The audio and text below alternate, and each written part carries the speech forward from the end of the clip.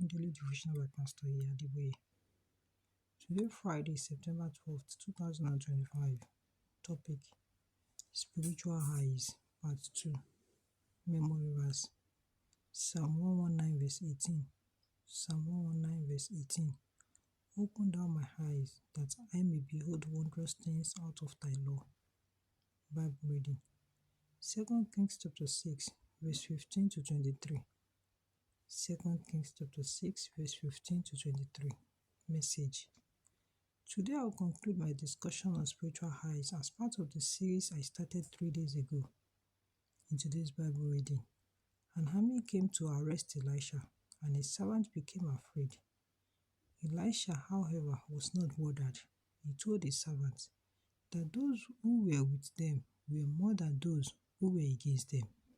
He then prayed that God should open his servant's eyes.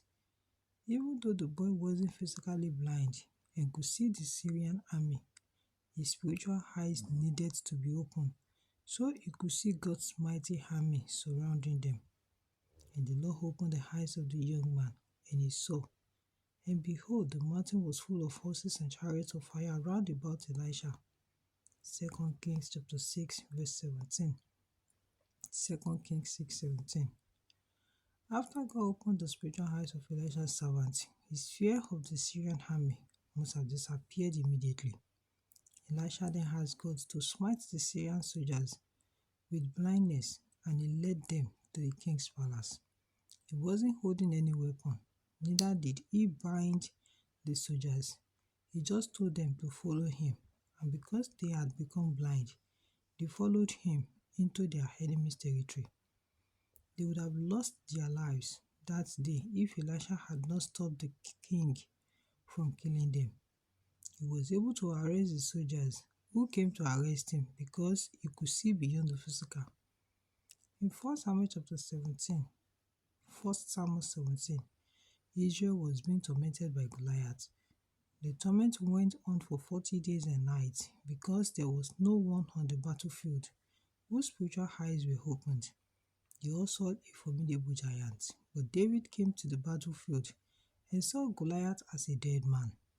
David said to him, I come to you in the name of the Lord of hosts, the God of the armies of Israel, whom you have defied.